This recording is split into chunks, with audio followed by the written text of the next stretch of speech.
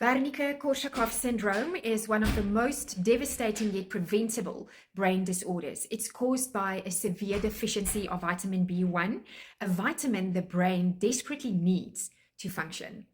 It often appears in people who struggle with alcohol addiction because alcohol blocks the body's ability to absorb and use the vitamin, but it can also develop in people who are malnourished, have eating disorders, or live with chronic illness. The syndrome has two stages. The first is to such an extent that it is a medical emergency that causes confusion, loss of coordination, and problems with eye movement. If untreated, it can quickly lead to coma or death.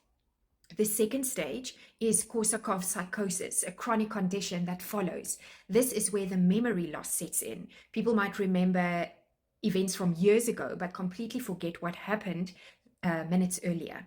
They often fill in memory gaps with made-up stories, not to lie, but because the brain is trying to make sense of the blank spaces. Treatment starts with high-dose vitamin replacement, proper nutrition, and alcohol cessation if it's alcohol-related.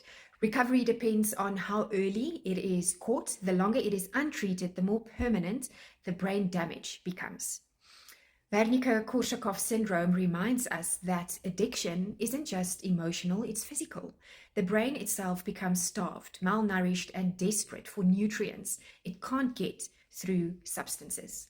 The good news, with early medical care, nutrition, and sustained recovery, the damage can sometimes be reversed. Awareness saves lives. Because sometimes it's not memory that is the first thing to go, it is nourishment.